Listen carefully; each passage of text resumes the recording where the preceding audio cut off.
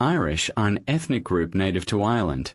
An island consisted of two countries, Republic of Ireland and Northern Ireland. The word Irish is derived from Old Irish word Ériu. Irish people speak two languages, including Gail-guh, an insular Celtic language, and of course, English, though most Irish speak English as their primary language. The total population of Irish in the island is over 6 million, but when the Irish diaspora is taken into account, the total population of Irish across the world is 5 to 8 times bigger than that of the Irish island. The Irish diaspora is found primarily in Northern America, Oceania, and South America, though their presence can be found in Africa and Asia. The Irish identity is influenced and shaped by many historical migrations from different period of time into Ireland. These migrations can be into three periods that includes the prehistoric period, Middle Ages, and the early modern period. In the prehistoric period, Ireland underwent multiple migrations of Mesolithic hunter-gatherers, Neolithic farmers, Bronze Age Bell-beaker migrants and insular Celts. During the Middle Age, migrations entail invasions led by Vikings and Normans. In the early modern period, Ireland saw the migrations of English and Scottish plantations, which dramatically affected the modern Irish history. The prehistoric period saw migration during the Mesolithic, with the arrival of a hunter-gatherer population closely related to the Western hunter-gatherers of the UK. They likely had dark pigmentation, similar to their British counterparts.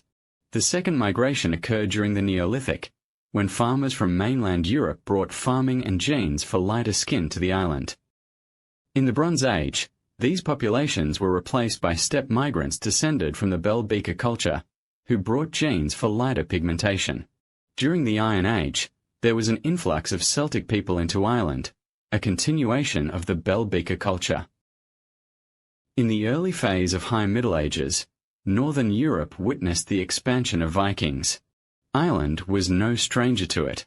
Vikings first came to Ireland in the late 8th century, around 795 AD, raiding monasteries along the coast for treasure.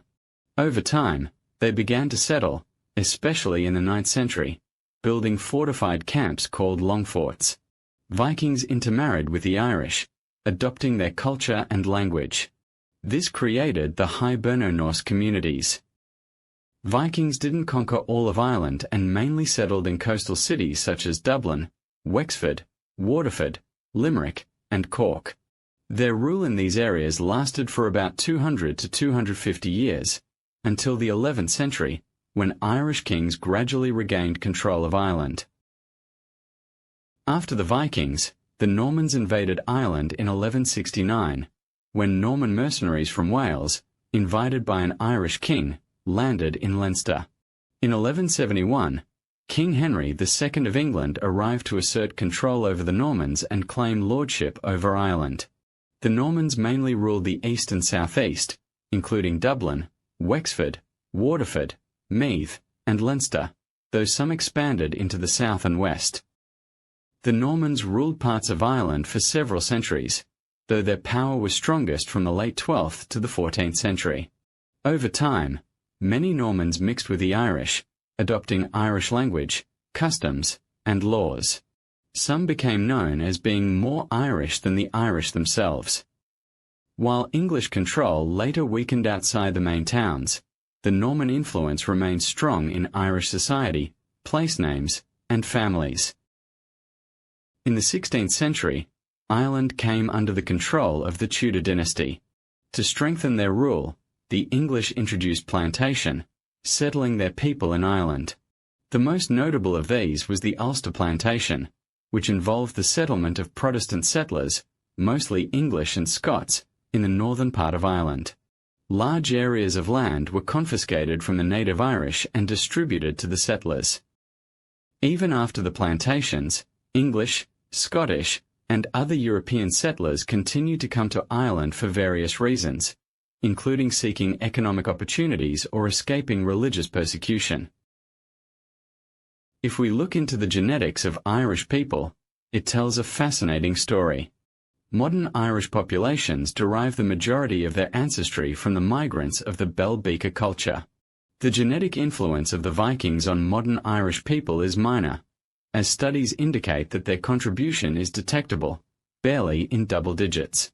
The Norman invasion of the 12th century had a significant cultural and political impact but left only a very small genetic footprint on the population.